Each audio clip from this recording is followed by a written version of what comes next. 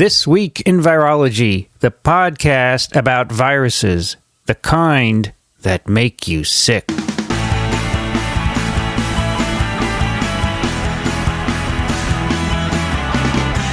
Hello, Austin! Since when does a seminar begin like that? It's time for This Week in Virology, episode number 255, recorded on October 16th, 2013. Hey everybody, I'm Vincent Racaniello, and you are listening to TWiV, the podcast all about viruses. As you heard, today we're in Austin, Texas. We're on the campus of the University of Texas, and joining me is my TWiV co-host from North Central Florida, Rich Condit. Hello there, Vincent. How are you? I'm good. Here we are again. We've had a nice day. Great day. Talking to a lot of people. It's a great institution. It's been good fun. It's been under the works for over a year, and one of our co-hosts, as we'll see, has been trying to do this. We're finally here, so let's have a podcast, huh? What's the weather like today here, you know? Oh, jeez. It was raining earlier. Yeah, it's not the best of weather, right? Usually it's sunny and hotter here, but today it seems like it's about in the 60s, I would guess. Let's see, as my 15 degrees Celsius, 87% humidity. That's like Gainesville humidity. Well, humidity-wise, yeah, but not the temperature.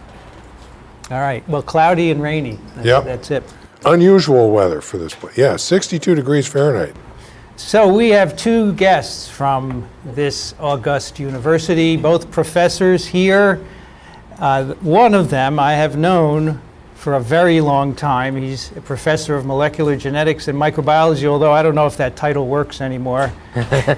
Bob Krug, welcome to TWiV. Thank you. I'm glad to be here. This should be an interesting experience. The ominous words. So does that department not exist in molecular genetics and microbiology? Yeah, it was fused with two other groups, and it's now called the Department of Molecular Biosciences. Okay, so you are a professor of molecular biosciences. Correct. Wow, did you ever think that was going to happen? Isn't that great? Okay. Also joining us is someone I've known for a bit less, who's also a professor here in said department of, what was it, molecular biosciences? Yeah. Can't remember it. Chris Sullivan. Yeah. Hi, Vincent. Welcome. Hi, Rich. Yes, MBS. That's correct. MOBS.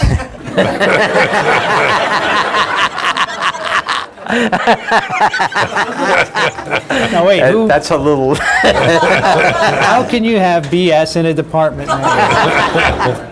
Even when it had a different name, that was very apropos. Wonderful. I'll remember it. Let me write that down here. It should be the title of this show, BS in Austin.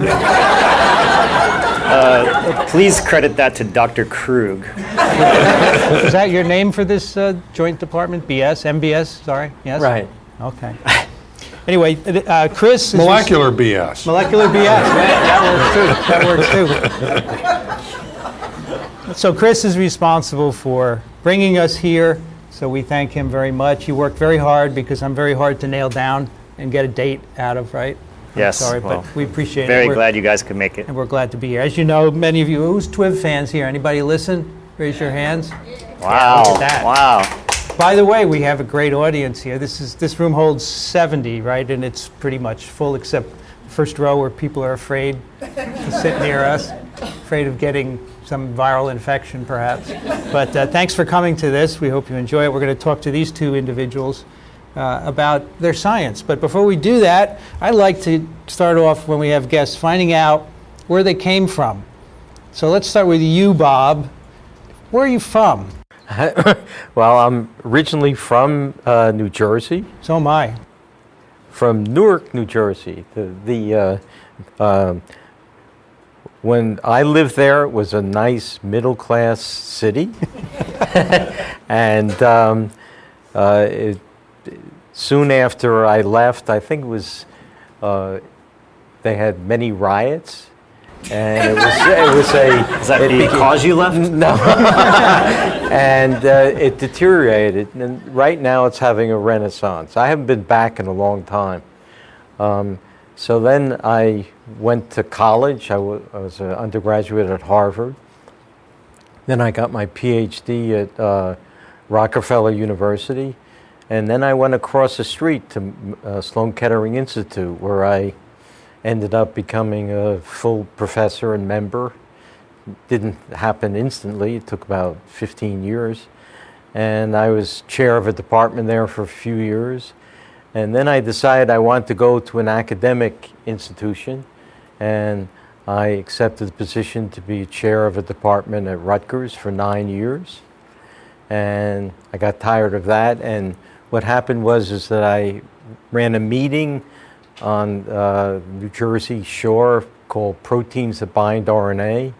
And Alan Lambwitz, who's the director here, showed up and said, I just accepted this position as director of the Institute for Cellular and Molecular Biology at Austin.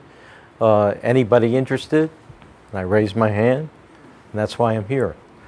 I've been here since '99. I was started out as just a scientist and professor, and I think it's after I was here for 8 or 9 years, I reluctantly accepted the position as chair of the department, and that ended on August 31st of this year.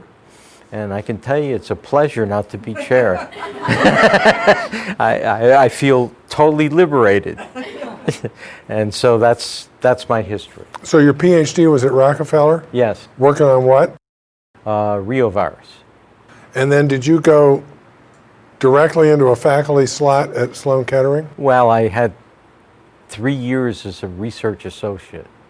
Okay. If you count that as a faculty position. And then I... And when did you start working on flu? Soon after I went to Sloan Kettering. Because I was looking at your publications, and it was like there was this magical change from Rio to flu all of a sudden. Right. And I think you were sole author on the first flu paper or something like it. Right. So how did that happen? How was it? Yeah, I mean, why the switch from Rio to flu, and where'd you pick that up? I just found the virus very interesting. Okay. So I decided that it was more interesting than reovirus. Reovirus doesn't really cause any human disease. And so I was interested in something that was a real health threat. And so, We're going to get mail from the Rio virologist.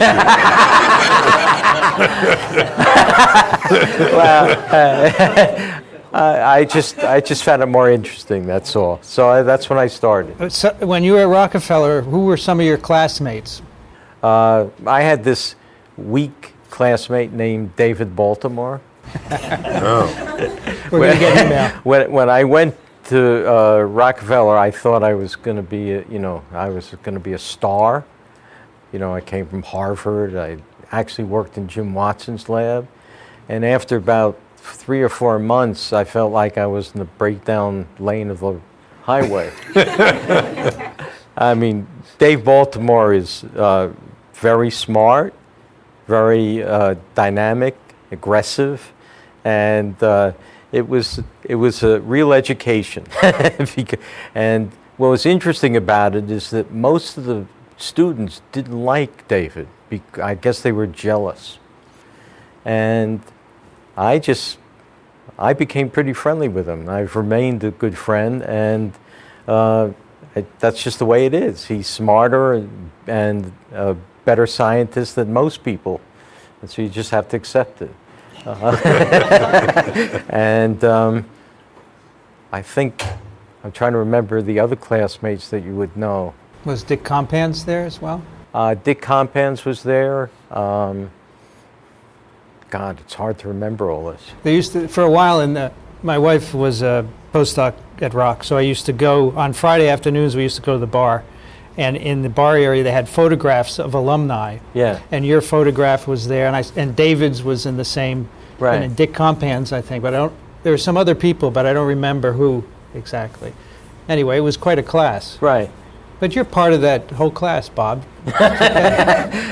Yeah. So I met you in New York City, so that's why I say we go way back. I was a grad student with Peter Palese, Right. and that's when I came to know you. Right. And then I've known you ever since, which is from the 70s, so it's 40 years ago plus, long time. 50. Yeah. And I was born in Paterson, New Jersey, not far from Newark. Right. I moved away because it deteriorated, but they didn't have riots when I moved away. And then when you moved to Rutgers, you were actually very close to where I live right now. I live in a small town called Scotch Plains, where Aaron Shatkin used to live. He was Right. my neighbor. Right. And some of you may know Aaron Shatkin was a discoverer of the cap structure on mRNA. He lived a block away from me, and on Saturdays I used to see him jogging past my house in the morning. And sometimes I'd go out and catch him, and we'd have a little conversation. Yeah. All right. Chris Sullivan, you didn't go to Rockefeller, but where were you? Where are you from? So I'm originally from Philadelphia, and I did my undergraduate in the central Pennsylvania, where ASV was just held at Penn State, University. Yeah. Did you go to the meeting, by the way, in July? Yes, you were. Yes, you talked. I did. I heard you talk. Yes. Sorry. Yes. You tweeted my talk. So it was like a. My honor. I was tweeted. And then after my undergrad, I did my graduate work in Jim Pippus's lab at the University of Pittsburgh. Mm-hmm. And then after that, I did my postdoc in UCSF in Don Gannam's lab. And Wow, then, graduate work with Jim Pippus must be crazy, right? Yeah, crazy good. Crazy good is the way I would describe it. What was your graduate work on? The most amazing molecule in the universe, T Mamu. antigen, the known universe. I've been And through it. yes, SV40 large T antigen. Right. Yes, Jim was an incredibly tolerant, much more tolerant PI than I was, M. And I don't, a sad testament is I'm not sure I would have taken me in my lab. I think Jim saw something and led by example. He made everything fun, science and life. I'm talking in the past tense. He's still very much alive and active. But it always strikes me that when students ask me for advice on what to do with their career, graduate school, they're focused on their project, they're focused on things like that. I think the very first thing you should focus on is chemistry with your PI. That can overcome almost anything. So secondary would be the topic, something like that for when undergraduates. I would think a gym would be a lot of fun. That'd be great. He was and still is. Okay. Yes. And then Don Gannam's lab at UCSF? Yes, again, through mostly dumb luck, I had wonderful advisors. At that point in my career, it was the perfect place to be. UCSF was and probably is a postdoctoral factory where success is the norm. 50% of people from my postdoc class in Don's lab got faculty jobs, which is atypical. It was the right size lab, and there was always smart people out getting coffee at UCSF that you could shamelessly steal their ideas. These are postdocs, and I kind of really lucked out because I didn't know that's what I was getting into. And what did you work on there? I set out originally in Don's lab and did actually do a lot of work on Kaposi sarcoma-associated herpes virus, the virus that was discovered by Pat and Yuan, and you had Pat on TWiV earlier. And then about a year and a half into that, through a confluence of really luck, again, a series of events in my life, I ended up working on non-coding RNAs and tried to apply that to KSHV initially without success, and then eventually came back to KSHV. So when during all that were the microRNAs in KSHV discovered? Right. So I remember these days. There's very few days you remember, but I remember. So in those days, we had joint lab meetings with Raul Andino and Don Gannam's lab, and I remember going into a lab meeting where Leonid Gitlin was a grad student in Raul's lab. And they had used this magic power of siRNAs in a mammalian cell, and it prevented polio infection. And that was very special to me because when I was a grad student, Rich Carthew had discovered RNA interference in the fly. And that sounds like, what's the importance of that? Well, before that, despite the importance that we now know RNAi, it was kind of considered a worm anomaly. I always wanted to work on RNAi, and I remember Rich Carthew telling me, it'll never work in mammalian cells because you'll have the interferon response. And so that day when Leonid and Raoul showed, other people had showed before him, that was just my first exposure, I walked out, and back in those days we didn't have so much of the internet for news stories or for reading your journals, and Don kept a bookcase by his office where the conference room was, and that issue of Science had the famous triplet of papers that said not only is RNAi exist in other organisms, but a portion of the RNAi pathway called microRNAs exists, taps in, regulates their own genes, and it's found in humans. And so at that moment, I decided I wanted to look in large viruses. We had KSHV as the virus, and I started looking. Unfortunately, I wasn't very good at it. The technology wasn't super hard. When the benefit of hindsight, you basically would make concatemers of small RNA extraction and do some sequencing.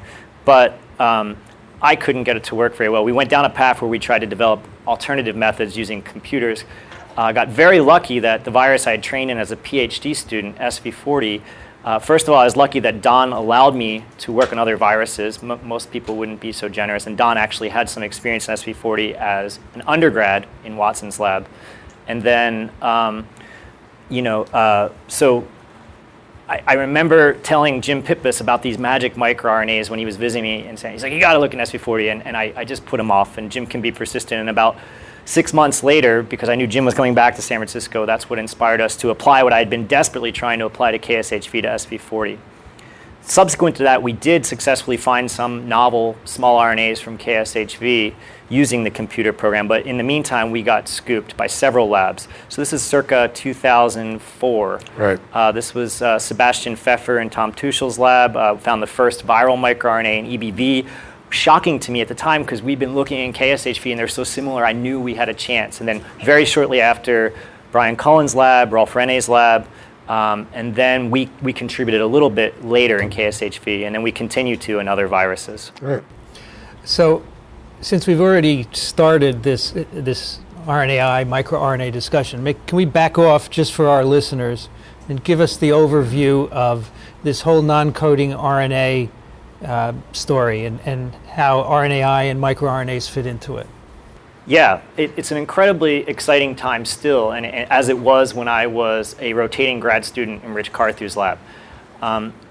The story goes, which there's enough evidence to back this up now, at some point in metazoans, an antiviral or anti-transposon defense evolved, which senses foreign nucleic acid. Typically, it's double-stranded RNA or some other aberrant folded RNA. And once you evolve this machinery to defend against invading pathogens or rogue genetic elements like transposons, as evolution ebbed and flowed in different lineages, some lineages repurposed this to silence their own genes in the form of microRNAs. And mammals clearly have used microRNAs to silence their own genes as sort of fine-tuning dimmer switch regulators of gene expression. And it's been very controversial. While RNAi, which is the process of small double-stranded RNAs specifically silencing gene expression, while RNAi is clearly an antiviral response in some of these lineages like plants and insects, it's been very controversial in mammals if that's also true. In fact, as work from many labs, some of the ones I just mentioned and my own have shown, some viruses purposely enter this silencing pathway to silence their own genes and host genes to their own benefit. And so, as you may know, very recently there's been some fireworks in the field where we now know in at least some mammalian cell lineages, those that are probably pluripotent, possibly others, RNAi clearly can be in a laboratory setting antiviral in that setting now too. So the field is still full of excitement, and for every discovery that's made, there's tons of unanswered questions. Does this matter in the wild? What cell types, if it does? Can we repurpose this for benefit, for viral control, et cetera? So clearly in plants and worms, or is it just plants that RNAi has a clear antiviral role? The most convincing evidence to date is in plants and insects, okay. Followed by nematodes. To my knowledge, no one's ever shown in the model organism C. elegans that an exogenous virus is controlled. But Shuwei Ding's lab has shown a RNA virus replicon is controlled by RNA interference. So almost certainly in worms as well. It's just not as strong a barrier. So the evidence, as you know, is twofold. One is those organisms where we say it's clearly antiviral, it's a biochemical argument. It's not very difficult to find small RNAs that match the viral genome. The second evidence is a genetic argument. That is, mutations in the host that are attenuated for RNAi, viruses replicate better. Conversely, all those viruses tend to encode inhibitors of RNAi. Knock out those inhibitors, the viruses themselves are attenuated, and then the ultimate test, you can complement the defect in the virus using a host defect in RNAi. That's the burden of proof that needs to be met to actually show it. That's been only shown, to my knowledge, with exogenous virus in plants and insects. And now, very recently, last week actually, 2 papers in Science, at least one shows in stem cells that burden of proof's been met now in mammalian stem cells. For which virus? The virus is probably one of your favorites, the ECMV, and I will probably butcher it, but it's a picornavirus. EMCV. EMCV, yeah. So it's a picornavirus, and also a model virus that's predominantly an insect virus. Notavirus has also been used in those studies. So I haven't seen this paper. Somebody mentioned it to me this afternoon. So they show in the mammalian genome there is a sequence that will target EMCV. Is that correct? No, I don't want to misspeak. What they were able to show is the same thing that happens in plants and insects can happen in stem cells. That is, virus infects the cell. A byproduct of virus infection, whether you're a mammalian virus or insect virus, is accidental aberrant double-stranded RNA or other aberrant forms. That's recognized by the host's RNAi machinery, processed into smaller RNAs, and then those small RNAs, which are originally derived from the virus, can be used as sort of an adaptive immune response against that infection. Got it. So now if I understand it correctly, in plants at least, those interfering RNAs can be propagated, basically. Amplified. That's right. And spread. That's right. So is there evidence in these systems in mammals that those RNAs are amplified? Yes, as you can imagine, once the machinery evolved and through different lineages, it took all different kinds of forms. In some lineages, like plants and C. elegans, you can have amplification, and that depends on an RNA-dependent RNA polymerase. In mammals, there's no RNA-dependent RNA polymerase that's known, that's ever been described, that can do that. So no, there is no amplification. With that said, there is no amplification that's widely accepted that I know of in insects, and yet in insects, RNAi is clearly an antiviral response. Okay. Why has this been so long in coming? It seems like the techniques are there, right? First of all, let me say a couple points. It has been long in coming. Numerous people have looked. Many people have banged their heads against the wall to look for this. And I think it's safe to say, at least in cultured cells, the vast majority of somatic body cells that are not pluripotent, that don't have a high degree of potency, those cells have a very effective interferon response. And although both in the laboratory setting can control virus infection, it seems to be a yin and a yang. When you have a very strong interferon response, those cells typically do not have an antiviral RNAi response. And conversely, as you know, high potent cells like stem cells tend to have a very capable RNAi response, but almost no interferon response. Both pathways are negated at multiple levels. In stem cells, you see that interferon response at almost every level is blocked. Conversely, in non-potent cells, in differentiated cells, at least 2 levels of RNAi are blocked. So I think we were all looking in different cells. Everyone could be correct. I will take it a step further. We just published a paper, actually today it came out officially in the final journal, but it was online about 2 weeks ago, that in at least some differentiated somatic cells, not only is RNAi, I should say components of RNAi, playing an antiviral role, but they're actually turned down upon sensing infection by antiviral signaling. So it seems that not only is it not playing an antiviral role, but it might be detrimental to be on during an antiviral response in some differentiated somatic cells. So what I think is happening here is everyone is correct, and the story's gotten immensely more interesting, and we're getting to the heart of what's different about a differentiated pluripotent cell and an undifferentiated stem cell. But that's my biased opinion. Some other people might think RNAi is, and it still may be proven someday, but that proof's not yet been met. So tell us a little bit about this paper that you just mentioned. You said the interferon response is regulated by endogenous microRNAs in the cell. What did you find? Right.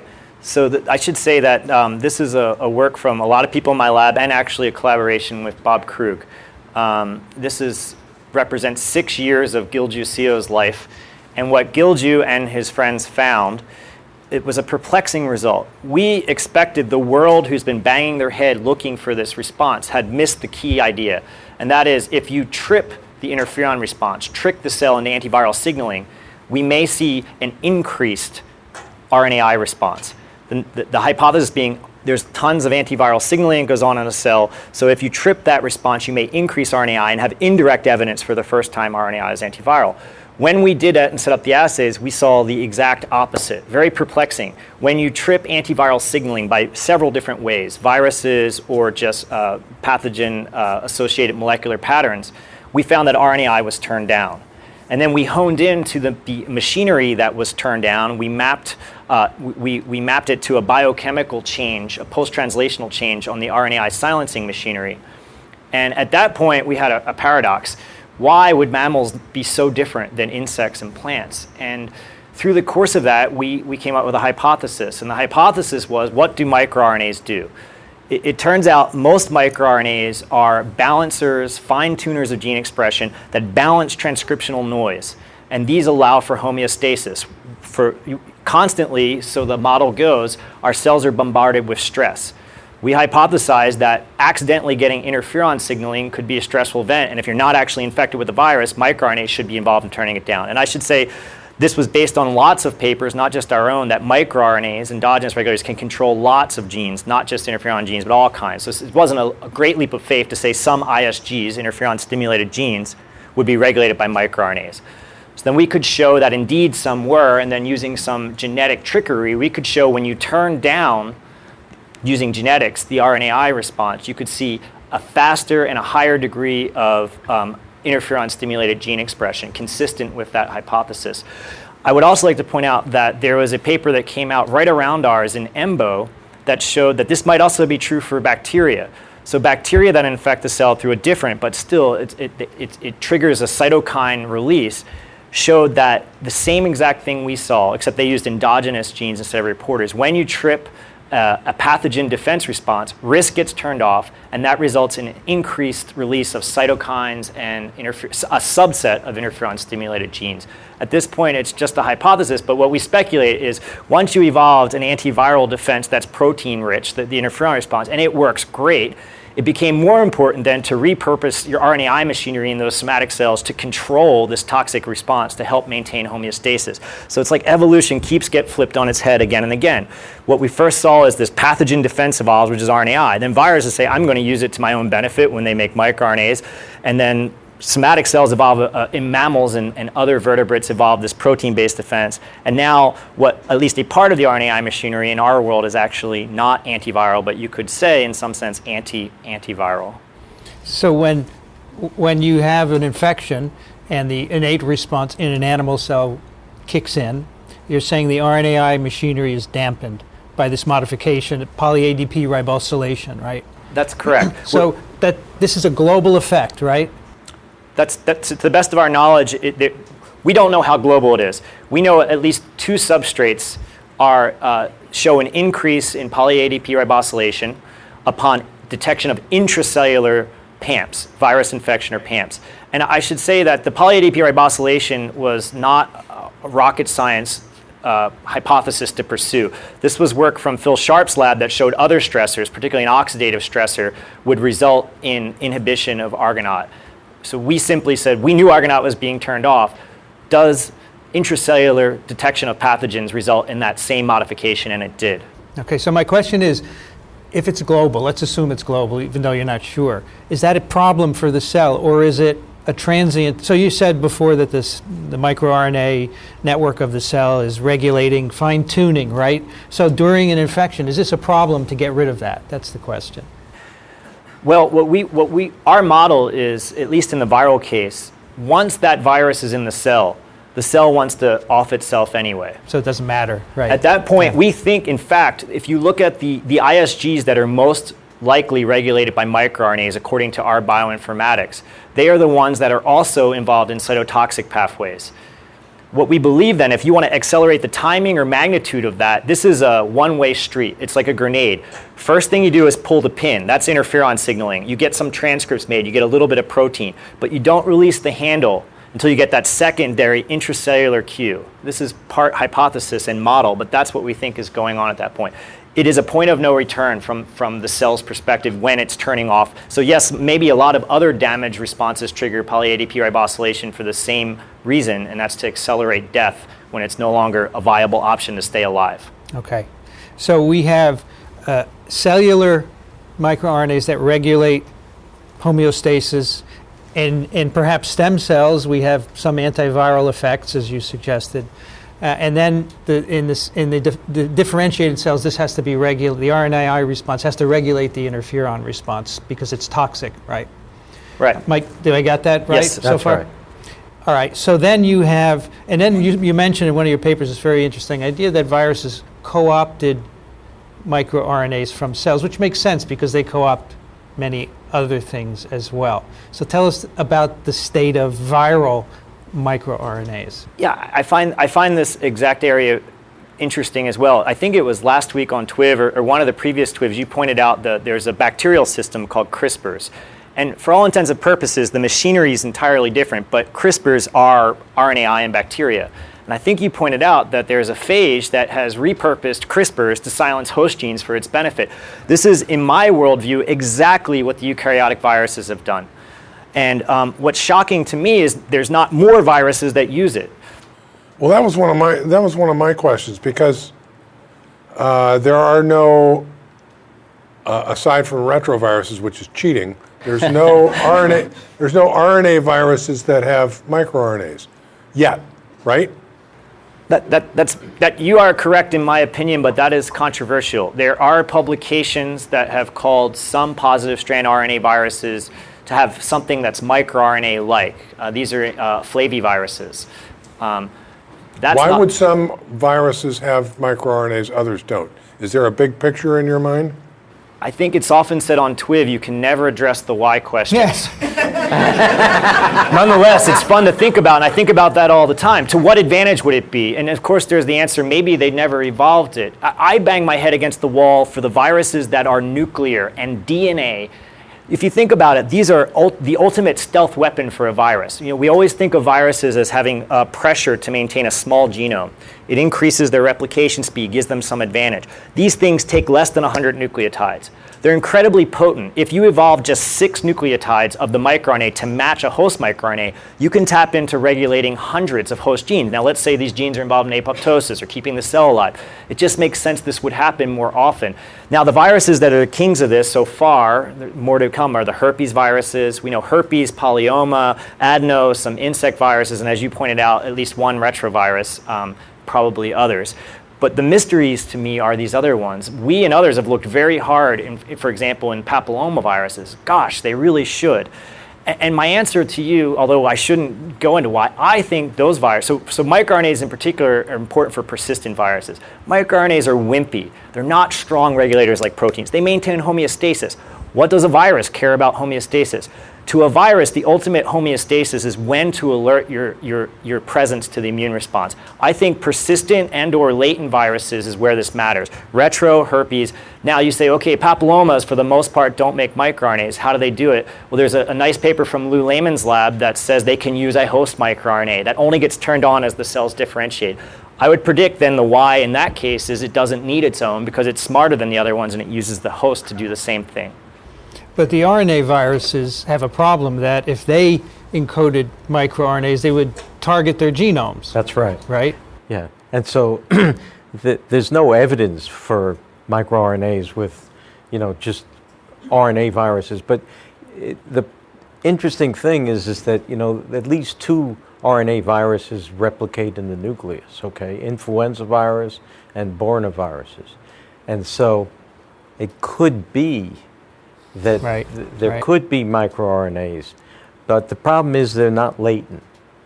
These are quick infections, and I don't think they need that kind of regulation. Yeah, they're not subtle at all. You just go in, do the business, get out of there, right? And so I don't think Inelegant, I think is the word. So I don't think they'd be necessary there. And some people have found small RNAs. The group at Mount Sinai has found small RNAs in flu infection, but they're not really microRNAs, and it's not clear what their function is. And I suppose the polyomaviruses, they establish a persistent infection, so you're looking at potentially long-term fine-tuning there as well. Right. Does that make sense? I like to say a couple things about that. The polyomavirus it's now, I think, being appreciated that persistent infection is where all the action is. People have been studying the lytic for so long because you could in the lab, but persistent is really where the disease matters. So yes, that's exactly what we think. But I'd also like to say the retroviruses do have an RNA phase life cycle. That's true. The way that the ones that we know of, both published and not, the way that they do this is they use a small transcript that is only processed by the RNAi machinery when it's made from POL3. And then a final point is, although there's been no widely accepted RNA viral microRNAs, a very interesting observation is that the same group that Bob was talking about from Mount Sinai, Ben Tenuver's lab, has shown that in a lab you can, at least without much fitness cost, at least you can grow viable virus, you can program them to artificially make microRNAs. So it does beg the question, there must be some ratio of advantage to disadvantage for them not doing it, having not evolved yet, or no one's found it yet. So your POL3 mechanism, this is bovine leukemia virus, that could be opted by other RNA viruses, but they don't, apparently, right? The idea that subgenomic fragments are the only ones processable by RNA machine, yes, it absolutely could. There's no reason why not. So how do you find a microRNA in a genome? What do you have to do? These days, you just hurl some cache and deep sequence your butt off. You deep sequence RNAs from infected cells? Is that the idea? That's not the most elegant strategy. We take a more refined cost-saving approach where we use some algorithms developed by Rodney Kincaid in the lab that kind of hedge our bets to those that are most likely to make it, and then we hurl the deep sequencing cache out. So a bioinformatic approach. We start there. It's meaningless by itself. Okay. But as a preview, it has been very good. So if you find in a viral genome what looks like a microRNA sequence, how do you figure out what its target is? That could be hours of discussion. There's two strategies. We have 5 minutes. I'll give you 1 minute. The two strategies are top up or bottom down, and both are flawed and both have advantages. The top up is you start with a bias, which is what do viral gene products do, or a hypothesis, and these block interferon, et cetera, and then you screen them for it. The other approach is a bottom up. There's biochemical methods to identify the targets, but that's biased too, because then you cherry pick which one of those targets make the best story for you. And so we think a marriage of the two is the best approach, but that's the short answer. Okay. So tell us now, we have to get to Bob now, and we need to get out of here at a very specific time. So in the last few minutes, tell us, your first love was polyomaviruses. That's true. And you've just published a very interesting story about microRNAs in the SV40 genome. Tell us about that and what big picture it gives us about viral microRNAs. Yeah, it makes me very happy that you guys have read that paper. The big picture from that paper, in short, is that it emphasized the likely importance of the polyoma microRNAs being utilized by the virus to auto-regulate, that is, to turn their own genes off. That's not to say that those microRNAs are not involved in some key host targets, but this has been a 10-year plus quest of my life to understand what the polyoma microRNAs do, and I'd have to say we still don't have a full understanding. It's true that only 5 viral microRNAs have been studied in vivo, and I think to get there, you have to do the really hard work, which we're trying, and so are others. You have to build persistent models. If microRNAs function in persistence, you have to study persistence, which typically involves an immune response, which, God forbid, involves animals. So it's very hard, and that's what I think it's going to take to understand what most of them do. At least with mouse polyomavirus, you ought to be able to do that, right? Because you have a paired host pathogen system. Absolutely. That's what we're trying to do it in, yes. There was one bit I missed. Did you go directly from UCSF to here? Yes, I did. Yeah, I started as an assistant professor here. And that was how long ago? That would be August 2006, so over 7 years ago. All right. Is there anything else you'd like to say before we move on to Yeah, Bob? he's probably got about 6 hours more, right? I got a lot I'd like to say, but I better let Bob speak. All right, let's move on to Bob. Bob, did you hire him? Yeah. Very good. Good job. Yeah, I can tell you that I spent about 100 hours on the telephone talking to Chris Sullivan because there were lots of issues about the recruitment, and luckily most of the phone calls were either my office phone, which didn't cost me anything, or I used a cell phone where I had an unlimited amount, but I spent about 100 hours. I think it was well worth it. Yeah. Thank you, Vincent. You're welcome. Now, given you're going to pay me later, right? Yeah. So, Bob, one thing I just want you to mention, because most people, maybe most listeners won't know this, is that I think you are most famous for discovering cap snatching on influenza virus mRNAs.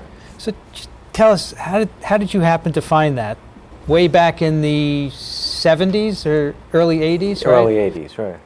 Well, it was it was somewhat of an accident. What happened is that influenza virus is a negative strand virus, so it has a polymerase that's in the virus because the cell cannot replicate RNA from RNA. So it brings in its own polymerase. So what everybody saw was that this polymerase was defective. It couldn't initiate chains. And so what was originally found is if you add this dinucleotide that's complementary to the 3' end of the virion RNA, you could initiate chains. Well, that's obviously not the native primer. So we were doing lots of experiments, looking, et cetera. And so what happened is that I had this very talented postdoc who subsequently became, a full member at Pasteur Institute, Michelle Boulois. And so what she was doing was she was coupling flu transcription with replication in reticulocyte extracts. And what she found was that transcription didn't require APG, the dinucleotide. So this is in vitro in reticulocytes?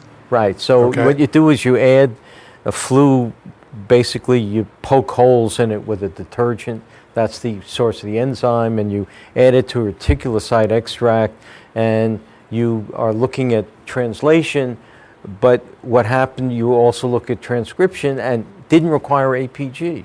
It went without it. So what's in a reticulocyte extract? Globin message, okay? So what we did is we said, well, let's extract the RNA from reticulocytes and add it. And that worked. And so as soon as we knew that the RNA globin message worked, we then had a biochemical assay to figure out cap snatching. And what cap snatching is what happens is the virus goes into the cell nucleus, looks at pre-messages, actually looks at nascent chains, and clips off the first 10 to 13 nucleotides plus the cap, and that it's used as a primer to initiate message chains. And so we found it because we did this coupled transcription translation reaction using reticulocyte extracts. So in the in vitro reaction, then, can you take purified virus that you permeabilize and just globin message and get synthesis? That's right. Okay. And, See, retics are okay. Yeah. and so that's how we discovered it. It was pretty exciting. The problem was very interesting. One of the postdocs was giving a talk after we discovered this, and we didn't want him to reveal this. So he gave, I think, probably a terrible talk because he evaded every issue. And then I can't tell you how hard it was to publish this. Yeah, because it's weird. It took multiple submissions, fighting with referees like crazy, and it took forever to get it published. So it's the first, 10 or 12 nucleotides that are taken off the Right. host messenger RNA. Does that mean that the 5' ends of the messages that are made are heterogeneous Yes. in sequence? Yes. Okay. So back when you did this, there was no sequencing yet, or it was just in its infancy. Right. So how did you figure that there were host sequences on the viral mRNAs? Just by labeling? Yeah. It was. We actually did that, and we actually looked at the host in an infected cell. What was a sequence donated by the host? And it was all heterogeneous except for 2 nucleotides, AG. And so it was it was a pretty exciting time. So since then, a few other viruses have been shown to do this, right? Right. Bunya's? Bunya virus. That's the main one. The interesting thing is that I forget which virus. I think it's arenaviruses. They don't steal 10 to 13 nucleotides plus the cap. They just steal the cap. And what's clear is they have a different mechanism, and nobody understands it. So when I tell this story, okay, I describe it by saying that this kills several birds with one stone, because you get caps out of it without Right. having to encode any of the capping machinery. Right. You get a primer for the polymerase, Right. and you also inactivate the host messages. Is that all true? Yes. I mean, is this part of the host shutoff as well? Well, yeah, the better host shutoff is what we found later, is the fact that the non-structural protein NS1 that's encoded by the flu genome, it binds one of the components of the cell 3' end processing machinery called CPSF, and it stops the cell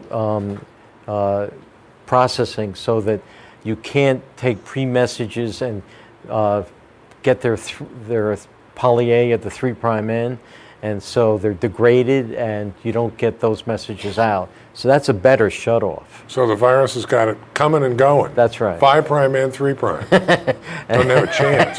Yeah, and so as I told you, what we found is that this complex of the NS1 with the CPSF component also has the flu polymerase complex in it, and we're starting to purify those complexes because we're looking for host proteins that will be associated with them. As you know, there have been 5 genome-wide sRNA screens with flu with about 4% overlap, which is pretty disturbing. So these are knocking down cellular targets That's to see right. what the viruses need. And 5 different groups? Yeah. And they only have 4%. Yeah. I think it's a similar story with HIV, too. There have been Right. multiple. Right. So what our goal, this is the first goal, is to purify a virus-specific structure, a big complex, and see what host proteins are associated with it, and look at those. And we're just starting that. So you're a classical biochemist. That's right. I was trained actually as an enzymologist, and so I'm a biochemist that works on influenza virus infected cells. Right. So how do the flu messenger RNAs ordinarily get polyadenylated? The flu polymerase sees a stretch of 4 to 7 U's and just stutters and makes its own poly A. Okay, so the CPSF binding doesn't have anything to do with that. That's right. Okay. So since cap snatching, you've done a lot of other things. And one of your, I would say, and you can correct me if I'm wrong, one of your favorite targets has been NS1. Right. So how many different functions does NS1 have? I was just talking to. So the one is the inhibition of polyadenylation, right? Okay. It inhibits 3' end processing of host cell. By the way, the swine flu pandemic virus does not bind CPSF30. Okay, so it doesn't do that. Most NS1s block the activation of the RIG-I pathway, IRF3. However, the NS1s of circulating H3N2 viruses do not. Okay. NS1 also binds PKR, the kinase that leads to the translation inhibition. It binds one of the subunits of PI3 kinase. I'll lose track. And the protein is also undergoes post-translational modifications, which have important effects. One is phosphorylation, and one is ISG15 conjugation. It also undergoes sumo conjugation. By the way, the flu that we used with Chris was not the wild type flu that has these effects. It's one of the phosphorylated mutants. So it has the problem with working with NS1. There's two problems. Lots of people have transfected DNA encoding NS1 and overexpressed it. And when they do this, NS1 has a double-strand RNA binding domain.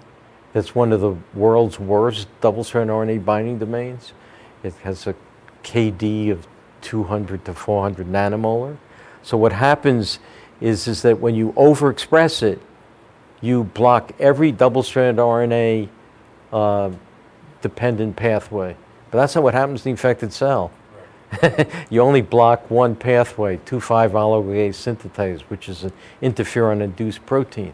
And so you always have to, when you do these transfections, you have to go back and make sure that the virus follows what you got from that result. The other problem is that NS1 has multiple functions, which means that it's operating in different places in the cell, probably, but we only have one sequence to work with. So if we change an amino acid or some sequence in R1 sequence, we could be affecting 2 or 3 functions. And it's very hard to sort this out. It's not easy. And have you actually observed that, where you make one change and you can see several properties change at the same time? Yeah. So how about there must be a lot of NS1s out there.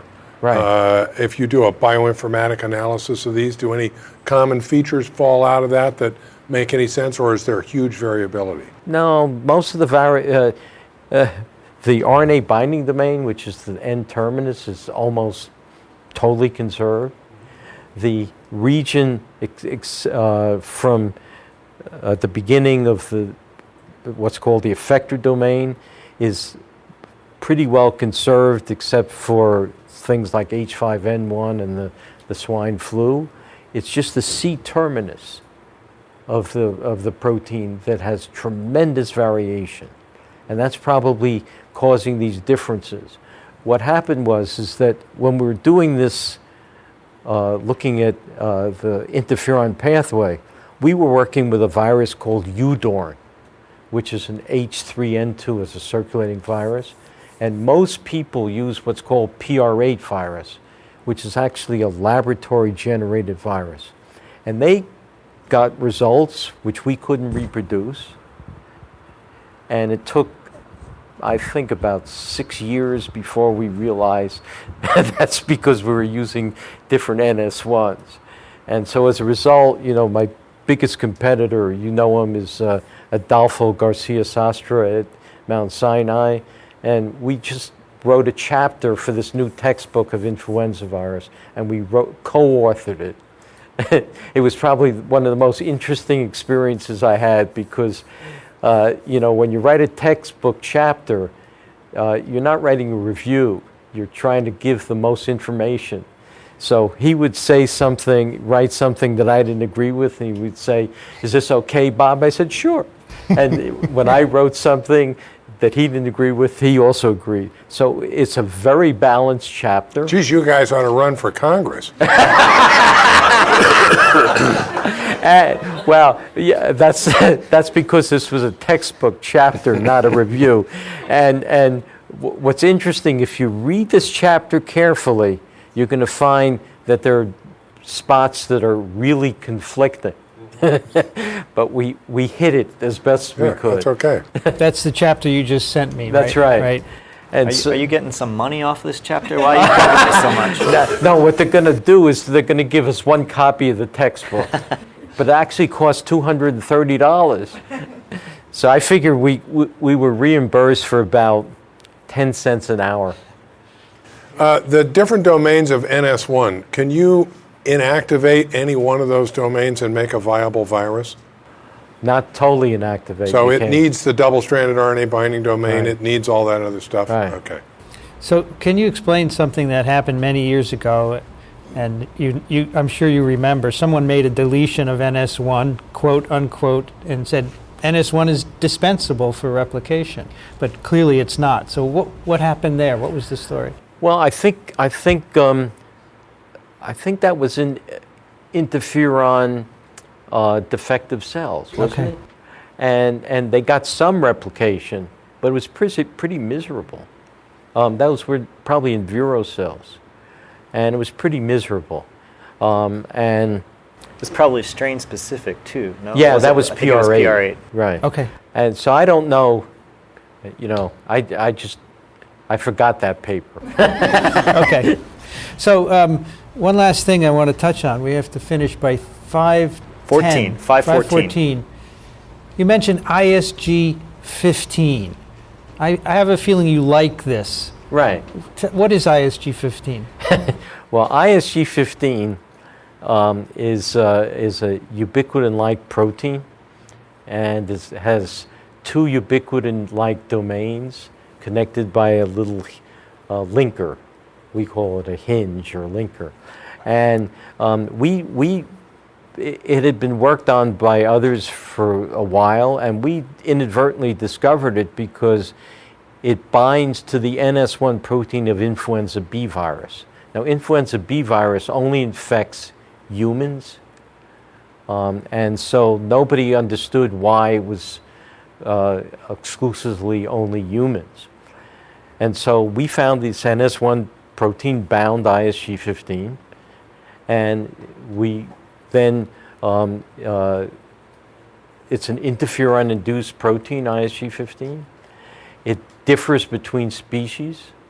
It has different sequences, and it's an interferon-induced protein. And we, in part, in collaboration with John Hubricks, who's also in this department. Actually, John was at Rutgers.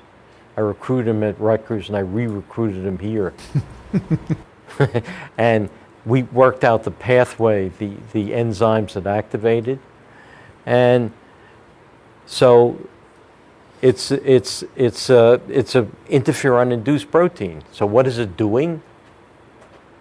It inhibits virus replication.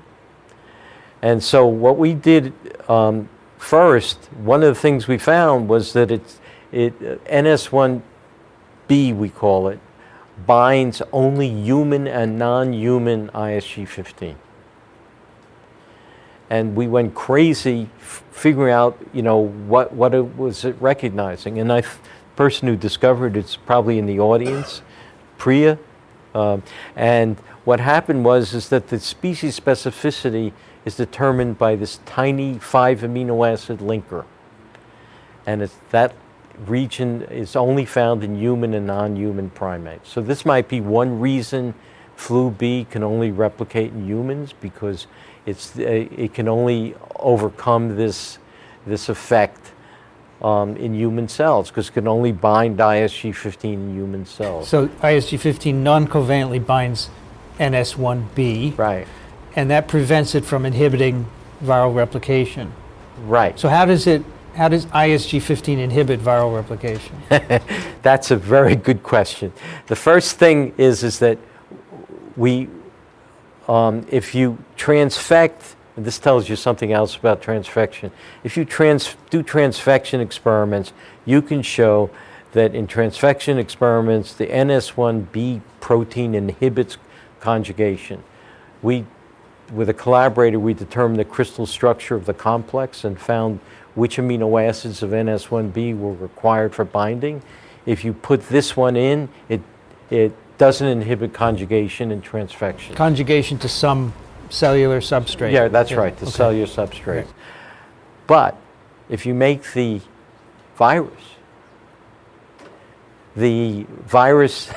that doesn't bind ISG15 actually has fewer conjugates than the wild type. So it's exactly opposite to what the transfection experiments show. And we're trying to work out exactly, what's going on. We also know that in infected cells, the targets are viral proteins. And John Hubricks has shown that newly synthesized proteins are the primary targets because a lot of conjugation, in fact, most of it occurs on nascent chains. And so in an infected cell, the major proteins that are made are viral proteins. So they're the ones that are targeted, and by conjugating, you're going to get to regions of these proteins that are needed for function, and that's how you're going to inhibit them. It's not by targeting them for degradation. No, there's no degradation as can be seen. So the mutant NS1 that you're talking about, is that like a point mutant that doesn't bind It's ISG15? Yeah, it's 2 amino acid chains. So is that virus crippled? It's attenuated. Okay. Does it grow poorly in cell culture, or Yeah. is this okay? So your idea is in non-human primate, in not humans and non-human primates, they can NS1B can antagonize ISG15, but say in a mouse it cannot. Right. So ISG15 inhibits replication in mice. Right. And, So if you put human ISG15 into mice, does that make them susceptible? I'll tell you in a few years. A few years? Okay. So going back to one of your earlier... So because the mouse strain has to be made, and, Okay. and we're collaborating with somebody who's making it. Going back to one of your earlier statements, that same NS1 mutant that doesn't bind ISG15, is that compromised in some other NS1 functions as well? I mean, how do you know that what you're seeing is a function of not binding ISG15? Based on what we know about the RNA binding domain, it's not defective in any other function that we can see. But it doesn't mean it isn't. I mean, we've looked at many and it's not. Are other viruses inhibited by ISG15? Yes. I think, as long as they're targeted, in other words, once you induce the interferon response, you're going to make ISG15 the conjugation enzymes. And those, as a result, you're going to conjugate one or more viral proteins and thereby inactivate them, or at least attenuate them. And so every virus should be inhibited. The interesting thing is that some viruses have encoded enzymes that what they do is they remove ISG15 from targets. And so that's the way they fight it. NS1 fights it by, the flu B fights it by the NS1B protein binding ISG15. Okay? And other viruses have enzymes that remove it. So I forgot the answer. You may have answered this, but if you take flu B and alter NS1B so it is no longer binding ISG15, is that the virus not replicate well? Right. That's correct, right? That's right. Okay. Which is what you would predict. But you said it has fewer conjugation targets. That's right. So that's unexplainable or so far. Well, we're working on that. Okay. That's Okay. Yeah. One of the things that's very interesting is that this is Deborah Lenschow at Wash U in St. Louis. What she found was that If you try to grow influenza B in mice, you usually have to adapt it just like you have to do influenza A virus. But if you knock out ISG15 in the mouse, you can do any flu B without adaptation, and it'll grow in mice. So this says that for influenza B virus, the ISG15 pathway is crucial, okay? And so it could explain why flu B is restricted only to humans. Maybe it's in primates, I don't know. Yeah, so that was the next step in my question about whether the ISG mutant was defective in growth. Can you then recover growth by knocking down ISG15 in those same cells? Yeah, but we haven't really done that. The mouse experiments, I think, are most spectacular. They speak to that. That's right. Okay. So flu A doesn't have an antagonist of ISG15. No. So why does it replicate? Is it not targeted by? Yeah, it is. It's targeted. The main target is NS1A, is the RNA binding domain of NS1. There are some other proteins that are very modestly conjugated, but it targets the NS1 of influenza A virus, and it actually hits preferentially the residue called K41, which is required for RNA binding. And what's very interesting is that 1986, the H3N2 viruses that are circulating change K41 to R41. So we're trying to see if that protects them against the ISG15 pathway. Maybe it just went to another residue. Right. But we don't know. We're doing that. All right, so before we wrap up, we're going to give you a few science picks of the week. You want to do one, Chris? No? You didn't think of one? I knew it was going to come to this, and I apologize. I couldn't think of anything that was worthy. Wow. All right, Rich and I will. That I was aware of. Rich and I will do. What do you got for us this week? Okay, so I have a Radiolab episode from back in June 2012 called Unraveling Bolero. I came across this because mostly what I wanted to talk about is this painting by Ann Adams that is called Unraveling Bolero. I don't know how many of you are familiar with Bolero. It's a symphony that is weird. Da da da da da da da da da da da da da da da blah blah. Go like repeated over and over and over and over and over again, and it builds up. Okay. This woman was a scientist she was at UCSF, I think. She